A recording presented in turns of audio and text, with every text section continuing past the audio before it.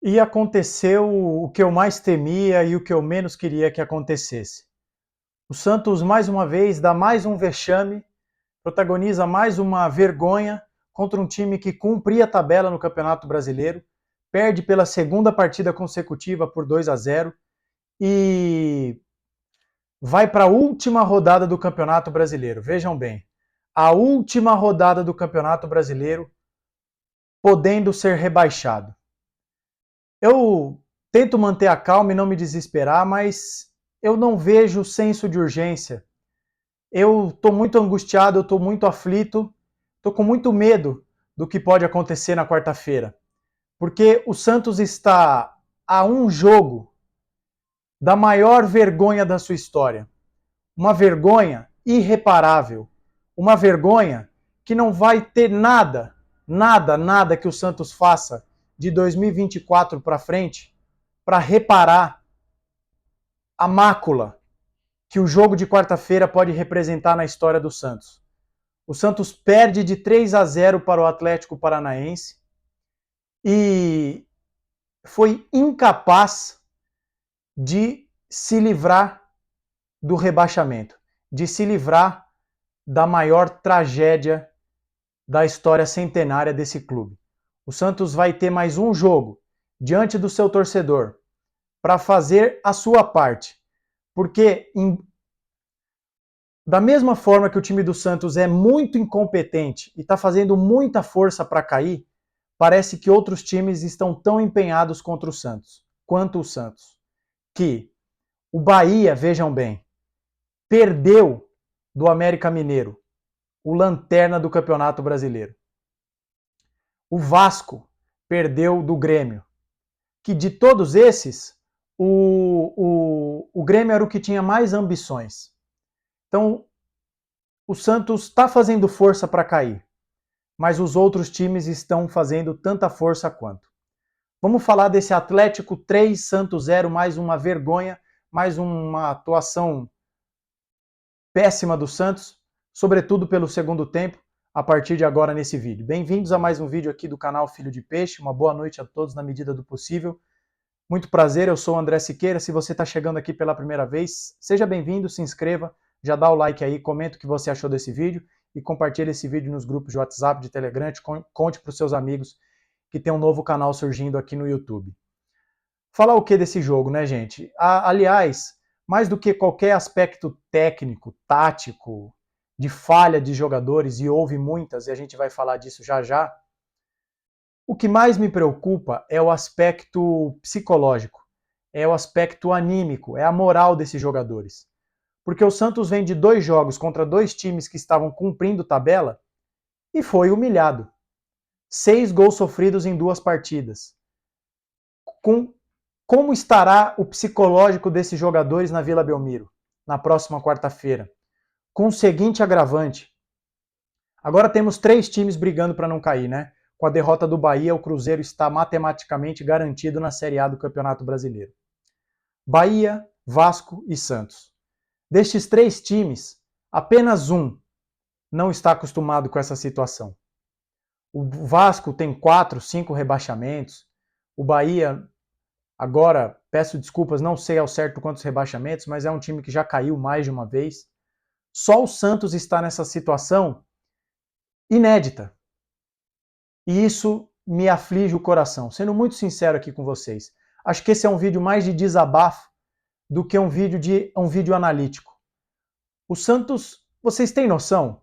No primeiro campeonato brasileiro, depois da morte de Rei Pelé, o jogador que colocou o Santos no mundo, o Santos pode ser rebaixado na Vila Belmiro, na casa do Pelé.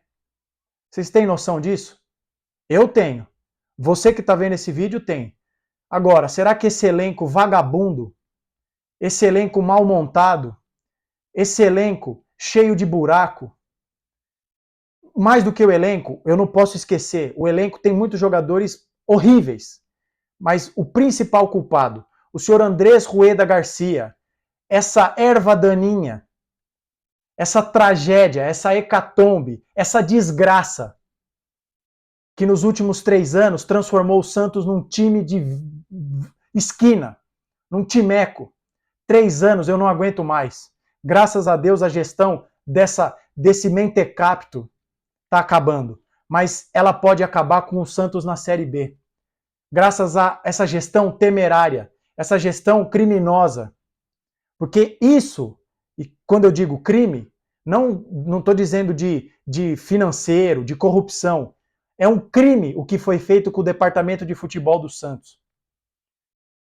O Santos hoje, no lance do segundo gol, quem era o lateral esquerdo do Santos era o Mendonça. Por quê?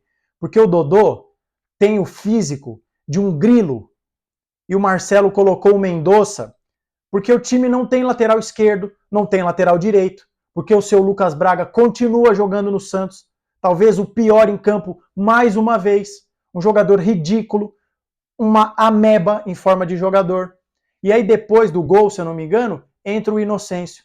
Então é um elenco feito de qualquer jeito, um elenco montado às pressas, e se não fosse a pressão da opinião pública, dos formadores de opinião, o Santos teria vindo para o segundo turno com o bonde do Água Santa.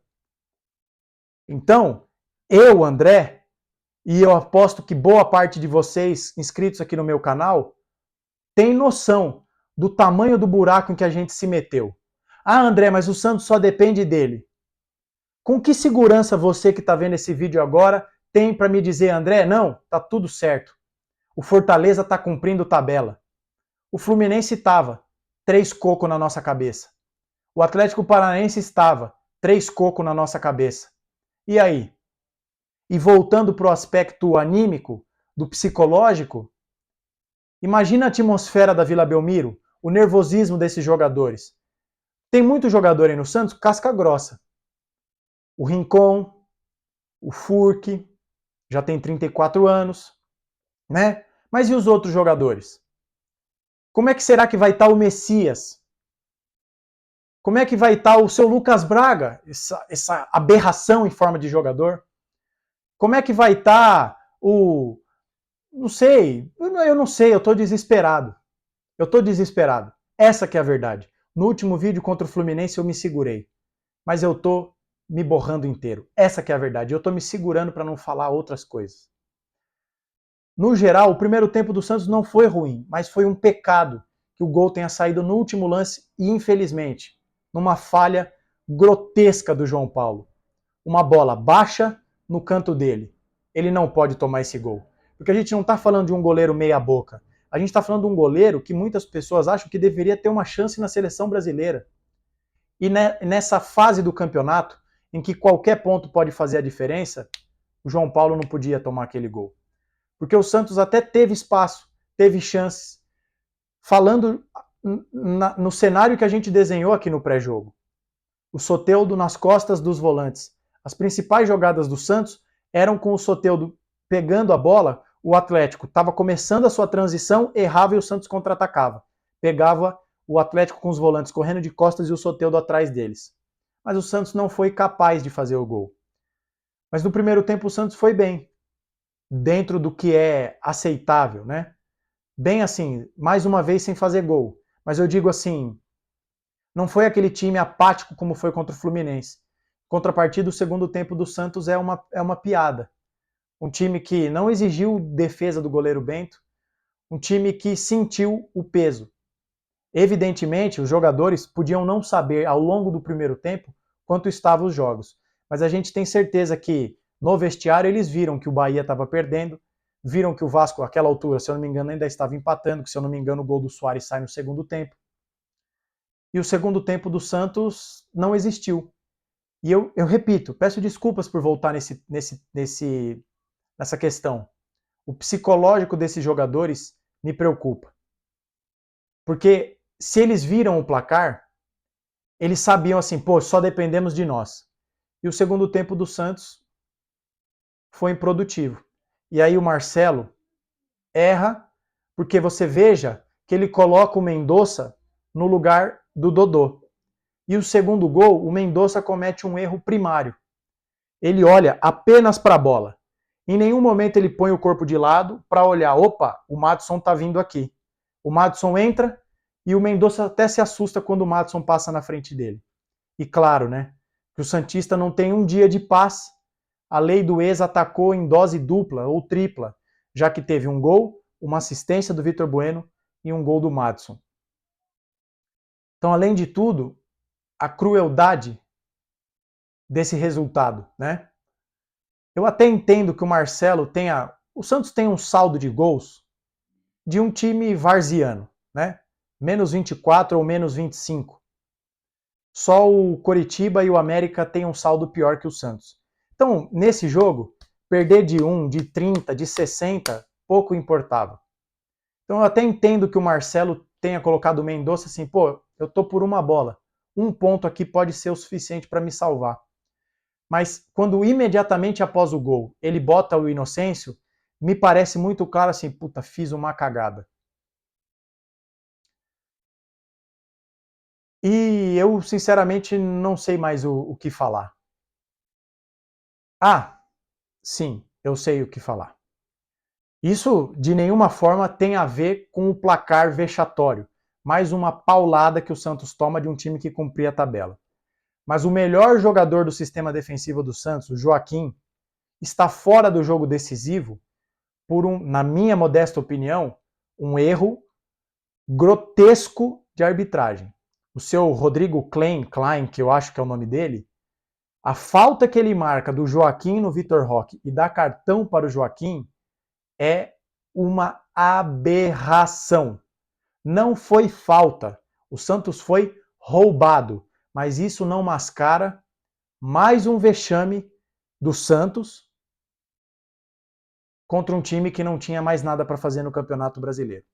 Então, para que esse vídeo não fique muito longo, muito prolixo, porque não tem muito o que falar, o psicológico desse time me preocupa. As trapalhadas que o Marcelo possa vir a fazer no próximo jogo me preocupa. O fato de não ter o Joaquim me preocupa. E o fato de ser o Santos de Andrés Rueda. Não há limites para a mediocridade, não há limites para a sucessão de vergonhas, de vexames do Santos sob a batuta de Andrés Rueda. Quando a gente achava que 3 anos fora do mata-mata do Paulista era o ápice, a gente viu o Santos ser eliminado para o Deportivo Táchira, na Vila Belmiro. Pela primeira vez na história, um time da Venezuela eliminou um campeonato brasileiro. Um time brasileiro, me desculpem. Né? Depois, no ano seguinte, o Santos caiu para Blooming, Audax Italiano e News Old Boys. Quando a gente achou que o 3-0 para o Ituano era a maior vergonha da nossa história, o Santos tomou um 7-1, gente, não faz muito tempo.